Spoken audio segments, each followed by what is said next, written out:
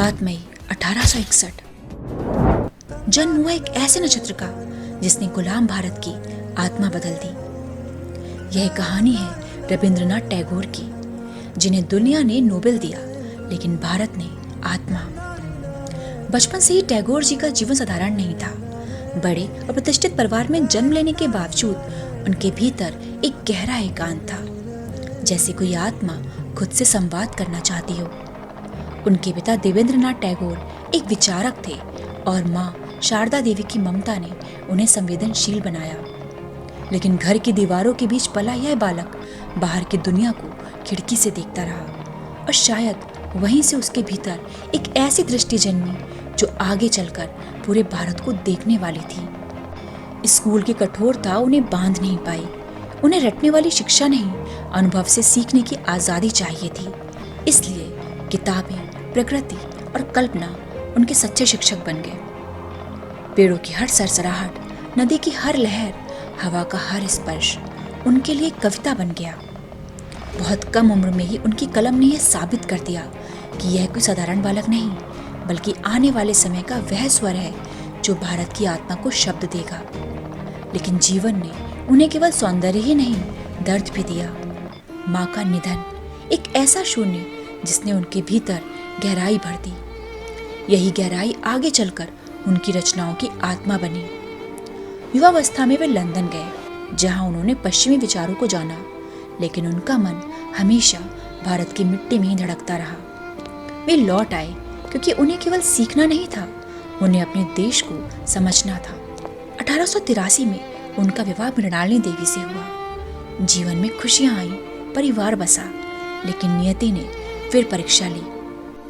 पत्नी का निधन, फिर बेटी का, फिर पुत्र का और अंततः पिता का भी निधन। एक के बाद एक आघात। यह वह दौर था जहां कोई भी इंसान टूट सकता था, लेकिन रविंद्रनाथ टैगोर जी नहीं टूटे।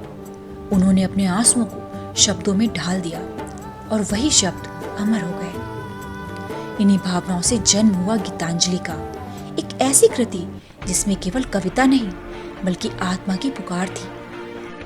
सन 1913 में जब उन्हें नोबेल प्राइज इन लिटरेचर मिला, तो यह केवल उनकी जीत नहीं थी, यह उस भारत की जीत थी जो दुनिया को यह बता रहा था कि उसकी संस्कृति और संवेदना किसी से कम नहीं। गुलामी के अंधकार में यह एक ऐसी किरण थी जिसने पूरे राष्ट्र का सिर गर्व से ऊंचा कर दिया।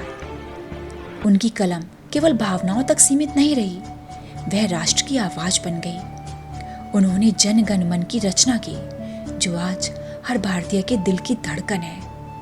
और अमर सोनार बंगला भी लिखा। उनकी सोच सीमाओं से परे थी, लेकिन जड़ें हमेशा अपनी मिट्टी में थी।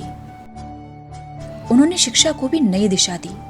शांति निकेतन में स्थापित विश्व भारती यूनिवर्सिटी केवल एक विश्वविद्यालय नहीं था, यह एक सपना था जहां बच्चे प्रकृति के बीज सीखें, स्वतंत्र सोचें और सच्चे अर्थों में इंसान बने। उनका मानना था कि सच्ची शिक्षा वही है जो मनुष्य को स्वतंत्र और संवेदनशील बनाए। फिर आया सन 1919, जब जलियांवाला बाग नरसंहार ने पूरे देश को झकझोर दिया। निहत्थे भारतीयों का रक्त देखकर उनका हृदय विद्रोह से भर उठा। उन्होंने ब्रिटिश सरकार द्वारा दी गई नाइटहुड की उपाधि लौटा दी। यह केवल एक पुरस्कार का त्याग नहीं था, यह एक गर्जना थी जिसने दुनिया को बता दिया कि भारत का आत्मसम्मान किसी भी उपाधि से बड़ा है। समय के साथ उनका शरीर कमजोर होता गया, लेकिन उनकी सोच और उनकी कलम कभी नहीं थमी।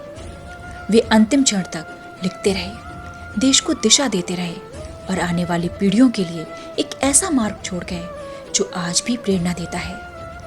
7 अगस्त 1941 को कोलकाता में उन्होंने अंतिम सांस ली। लेकिन सच्चाई यह है कि ऐसे लोग कभी विदा नहीं होते। वे अपने विचारों में, अपने शब्दों में और हर उस दिल में जीवित रहते हैं जो देश के लिए कुछ करने का सपना देखता है। यह कहानी केवल एक व्यक्ति की नहीं, यह एक विचार की कहानी है। दर्द को शक्ति बनाने की, अकेलेपन को पहचान बनाने की और अपने देश के लिए जीने की।